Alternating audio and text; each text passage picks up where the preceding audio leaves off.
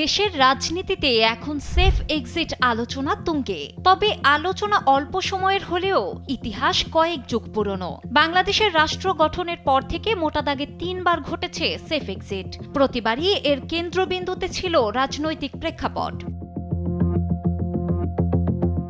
Topic পুরনো, তবে সম্প্রতি জাতীয় নাগরিক পার্টির আহ্বায়ক নাহিদ ইসলামের দেওয়া একটি সাক্ষাৎকারে উপদেষ্টাদের নিয়ে করা বিস্ফোরক মন্তব্যের পর নতুন করে আলোচনায় সেফ এক্সিট। নাহিদ বলেন, অন্তর্বর্তী সরকারের উপদেষ্টারা সেফ এক্সিটের কথা ভাবছেন। এরপর থেকে talk of the town safe exit. মানুষের মনে প্রশ্ন, এই সেফ এক্সিট বিষয়টা আসলে কি? বাংলাদেশের রাজনীতিতে এই প্রসঙ্গ কবে থেকে আর কিভাবেই বা এলো? সম্প্রতি এ নিয়ে একটি প্রতিবেদন প্রকাশ করেছে বিবিসি বাংলা। সেফ এক্সিট মানে নিরাপদ স্থানে চলে যাওয়া, তবে রাজনীতির ক্ষেত্রে এই প্রসঙ্গ কিছুটা জটিল। এখানে রাজনৈতিক অস্থিরতায় নানা অভিযোগ আর তোপের মুখে নেতাদের নিরাপদে চলে যাওয়ার সুযোগ করে নেওয়াকে বোঝায়। বাংলাদেশের রাজনৈতিক পট পরিবর্তনের সেফ এক্সিটের ঘটনা ঘটেছে 3 বার, যার প্রথমটি ছিল 1975 সালে। পরিবারের 18 জন সদস্য সহ তৎকালীন রাষ্ট্রপতি শেখ মুজিবুর রহমানকে হত্যার পর অভিযুক্ত সেনা সদস্যদের রক্ষার জন্য ইনডেমনিটি অধ্যাদেশ জারি করা হয়। তখন ঘটনা ধামাচাপা পড়ে গেলেও 21 বছর পর 1996 সালে আওয়ামী সরকার ক্ষমতায় এলে অভিযুক্তদের বিরুদ্ধে মামলা করা হয়। এরপরেই ঘটে সেফ এক্সিট।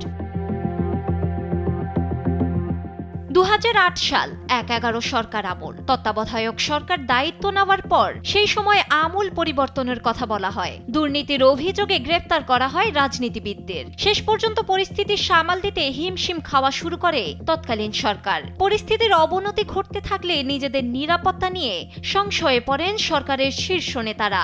সরকার ব্যর্থ হলে সেনাবাহিনীর উচ্চ পর্যায়ের কয়েকজন কর্মকর্তা শেখ হাসিনা, শেখ রেহানা, গওহর রিজভী সহ আওয়ামী লীগের কয়েকজন এবং তত্ত্বাবধায়ক সরকারের সদস্যদের নিয়ে একটি বৈঠক হয়, যেখানে এক্সিটের প্ল্যান চূড়ান্ত হয়। একই বছর নির্বাচনের মাধ্যমে নতুন সরকারের হাতে দায়িত্ব তুলে দিয়ে দেশ ত্যাগ করেন তত্ত্বাবধায়ক সরকারের প্রধান উপদেষ্টা ফখরুদ্দিন আহমদ ও সেনাপ্রধান মঈনুদ্দিন আহমদ। সেফ এক্সিটের শেষ ঘটনাটি ঘটে 2024 সালের 5ই আগস্ট। গণ অভ্যুত্থানের মুখে দেশ ছাড়েন আওয়ামী সরকারের প্রধান স্বৈরাচার শেখ হাসিনা। গণ অভ্যুত্থানে অংশ নেওয়া আন্দোলনকারীদের উপর গুলি চালানোর নির্দেশদাতা হওয়া সত্ত্বেও তাকে সুযোগ করে দেওয়া হয় দেশ থেকে পালানোর।